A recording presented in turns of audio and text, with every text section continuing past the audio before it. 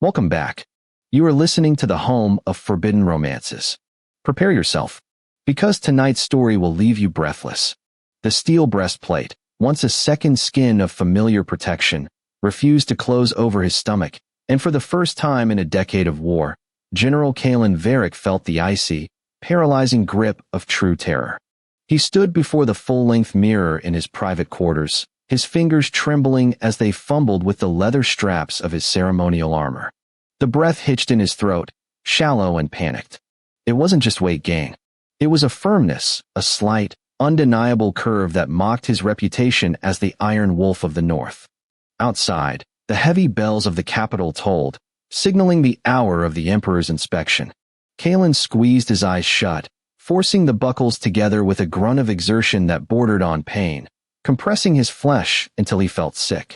He had to hide it. If the Emperor, the man who had conquered his nation and enslaved his people, discovered the secret growing beneath this armor, it wouldn't just be Kalen's death, it would be his total, humiliating ruin. The northern kingdom of Oakhaven had fallen 6 months ago.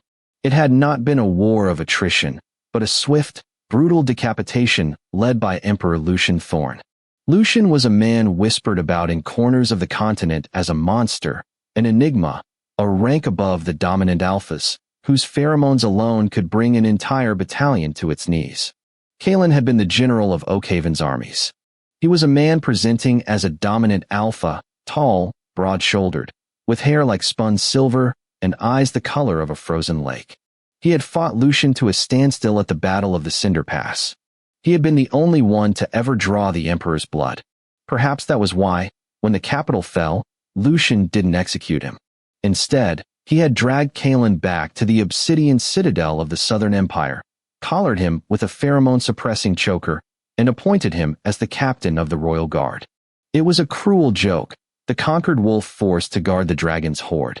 But there was a deeper secret Kalen carried, one that even his own family had barely known. Kalen was not an alpha. He was a recessive omega, his true nature hidden by potent, illegal tonics since puberty to allow him to lead the military. But 6 months ago, the night of the surrender, the supply of tonics had been cut off. And Lucian had been there. Kalen leaned against the cold stone wall of his quarters, waiting for the nausea to pass. The memory of that night was fragmented, a fever dream of heat and humiliation. He had expected torture. He had expected the dungeon. Instead, Lucian had thrown him into the royal bedchambers. The Emperor's pheromones, scented of burnt cedar, rain, and metallic blood, had triggered a reaction Kalen's body had suppressed for 20 years. A forced heat. He remembered the sheer, overwhelming power of the man. He remembered begging for it to stop, and then, to his shame, begging for it to continue. General Varric. The sharp knock on the door snapped Kalen back to the present. He grabbed his heavy velvet cape, draping it over his shoulders to obscure his silhouette further. Enter, Kalen commanded, his voice a practiced, gravelly baritone. A young servant stepped in, bowing low. His Imperial Majesty awaits you in the throne room. The delegation from the west has arrived, and he requires your presence by his side. I am coming, Kalen said. He adjusted his sword belt, ensuring it sat higher than usual, creating an illusion of a waistline that was rapidly disappearing. Walking through the corridors of the Obsidian Palace felt like walking through the belly of a beast. The architecture was sharp, dark, and imposing. Courtiers whispered behind their fans as Kalen passed. They saw him as the broken toy of their emperor, a barbarian general brought to heel. They had no idea that the barbarian was carrying the bloodline of their deity-like ruler. Why hadn't he gotten rid of it? That was the question that haunted Kalen every night. He was a soldier. He knew how to end things. But the biology of an Omega was treacherous. Since the moment the sickness began, a fierce, irrational instinct had taken root in his mind. Asterisk protect. Nurture. Survive. Asterisk, it was a biological imperative warring with his logical desire for self-preservation. He entered the throne room. It was a cavernous hall, lit by floating mage lights that cast long shadows. At the far end, upon a throne carved from a single piece of volcanic glass, sat Lucian Thorn. Lucian was terrifyingly beautiful. He possessed the dark, predatory grace of a panther. His hair was black as a raven's wing, falling loosely over his forehead, and his eyes were a piercing, unnatural gold. He wore robes of black silk embroidered with gold thread, open at the chest to reveal scarred, muscular skin. As Kalen approached, those golden eyes locked onto him.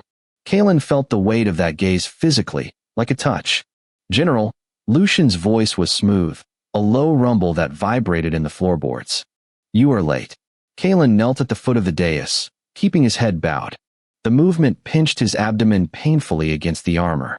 He gritted his teeth, sweat beading on his hairline. "Apologies, Your Majesty." The armor required adjustment. "Does it?" Lucian leaned forward, his eyes narrowing. He inhaled deeply, testing the air. Kalen's heart hammered against his ribs. The suppression collar around his neck was supposed to mask his scent, but pregnancy hormones were volatile.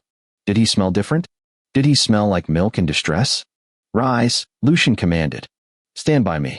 The Western Duke is here to discuss border treaties. I want him to see the wolf of the North standing tame at my heel. It unnerves him." Kalen stood, ascending the dais to stand at the Emperor's right hand. He kept his posture rigid, his cape drawn tight. The hours that followed were an agony of endurance. The Western Duke, a pompous alpha named Valerius, droned on about trade tariffs and mining rights. The air in the room grew hot and stifling. Kalen's legs began to tremble. The constriction of the armor was cutting off his circulation. Black spots danced in his vision. "Not now," he pleaded silently. "Not here." "General Varick seems pale," Duke Valerius noted with a sneer, pausing his speech. "Is the northern climate too harsh for him? Or perhaps the Iron Wolf is rusting?" Lucian turned his head slowly, looking up at Kalen. His expression was unreadable, but there was a flicker of something dangerous in his eyes.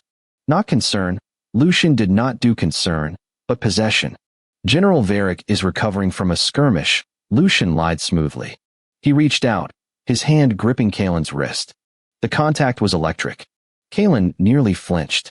Lucian's thumb pressed into the pulse point, feeling the frantic, hummingbird rhythm of Kalen's heart. "You are burning up," Lucian murmured, low enough that only Kalen could hear. "I am fine," Kalen rasped. "You are lying." Lucian's grip tightened. "You have been avoiding the physician. You refused to spar in the training yards. And now you tremble like a virgin bride. My lord, the negotiations can wait." Lucian stood up abruptly. The entire court went silent. "The session is adjourned. Everyone out." "Your Majesty," Valerius protested. "We have not settled the—" I said. Lucian's voice dropped an octave, laced with the command tone of an enigma that made the knees of every alpha in the room buckle. Asterisk, asterisk, out, asterisk, asterisk. The room emptied in a flurry of rustling silks and hurried footsteps. The heavy doors slammed shut with a resounding boom, leaving Kalen alone with the predator. Lucian turned to him. He didn't shout. He didn't strike. He simply stepped closer, invading Kalen's personal space until the scent of burnt cedar and rain overwhelmed Kalen's senses.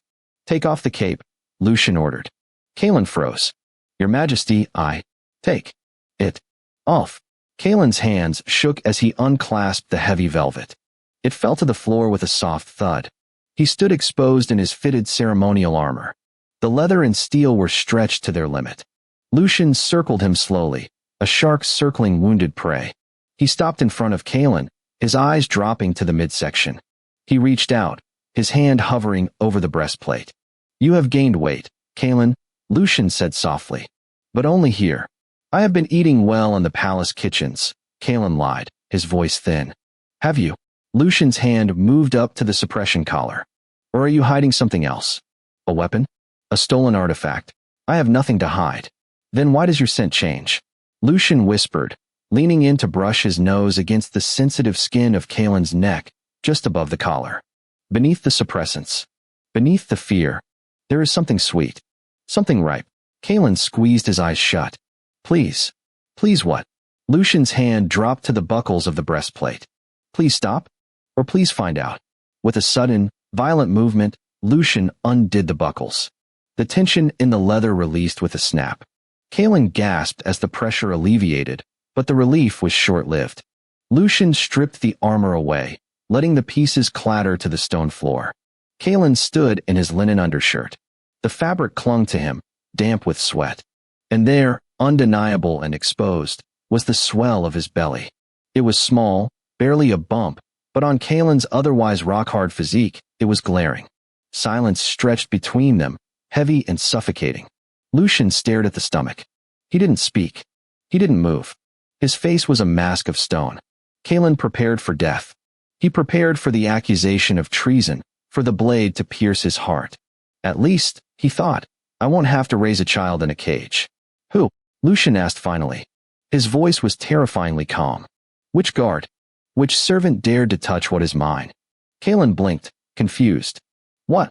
Lucian looked up, and his eyes were blazing with a murderous, golden light. Name him, Kalen. Name the man who defiled you, and I will flay the skin from his bones while he screams. I will burn his lineage to ash. Kalen stared at him. The Emperor thought he had taken a lover? The absurdity of it almost made him laugh. No one touched me, Kalen whispered. Do not lie to me. Lucian roared, the sound echoing off the vaulted ceiling. He grabbed Kalen by the shoulders, shaking him. You are an Omega. I suspected it the night of the surrender. But you have been under guard every second. How? How?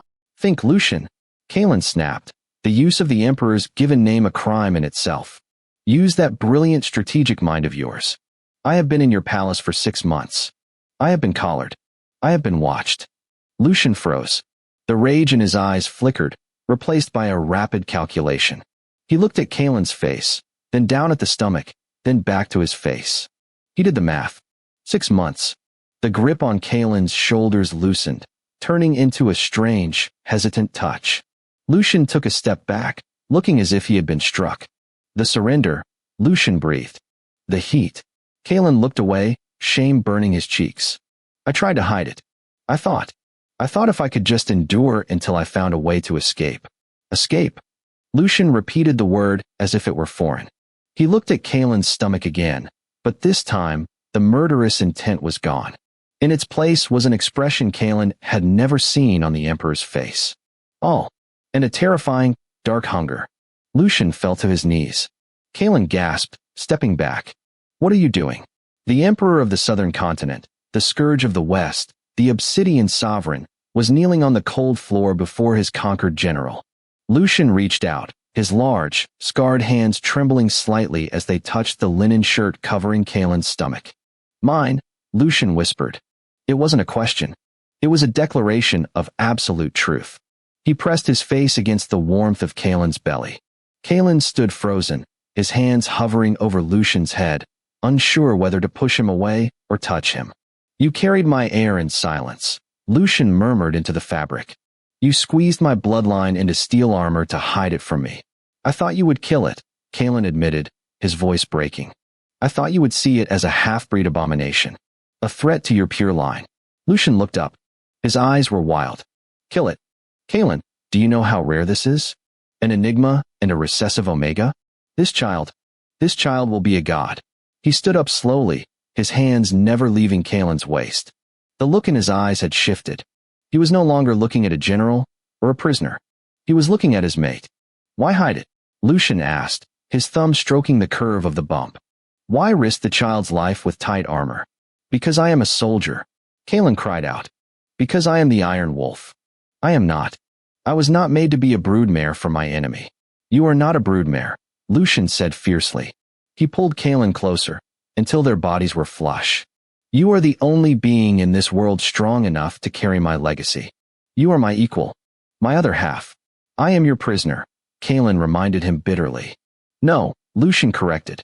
You are my prisoner. Now you are the Empress. Kalen stiffened. Do not mock me. I never mock matters of legacy. Lucian's hand moved to the back of Kalen's neck, finding the clasp of the suppression collar.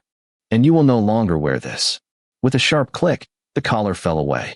The scent hit Lucian instantly. Without the suppressants, and amplified by the pregnancy, Kalen smelled of winter frost, pine needles, and sweet, creamy milk. It was intoxicating.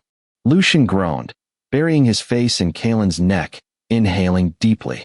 You smell, Lucian growled, like home. Kalen felt a strange warmth spread through his chest. The biological instinct to be comforted by the father of his child was rising, betraying his resolve. He wanted to lean into the touch. He wanted to rest. Lucian, Kaelin whispered, Valerius. The court. They will destroy us. If they know I am an Omega. If they know I am carrying. Let them try, Lucian said against his skin. He pulled back, cupping Kaelin's face. Let them come. I will burn the world to keep you warm. I will slaughter every duke, every king, every god who dares to look at you with anything less than reverence. It makes me weak, Kaelin said, looking down at his stomach. It makes you dangerous, Lucian countered. You are carrying the future of the Empire. That makes you the most valuable thing in existence. Lucian swept Kaelin up into his arms, lifting him as easily as if he were made of paper. Kaelin instinctively wrapped his arms around Lucian's neck. Where are we going? Kaelin asked. To the nest, Lucian said, walking toward the private chambers behind the throne. You need rest. You need food. And you need my scent on every inch of you so that no one ever mistakes you for anything but mine. As Lucian carried him into the shadows of the royal chambers, Kaelin looked back at the empty throne room, at the discarded armor on the floor. The Iron Wolf was gone, but something else was taking its place. Something sharper, fiercer, and infinitely more protective. He rested his head against Lucian's chest, listening to the steady, powerful beat of the Emperor's heart. For the first time in 6 months, he didn't feel fear. He felt safe. And that is how the Sovereign conquered the wolf, not with chains, but with a legacy. If you enjoyed seeing Lucian embrace his protective side, destroy that like button. And tell me in the comments, would you trust a former enemy to protect your child, or would you have kept running? I'll be reading your answers. Subscribe for the next chapter. Until then,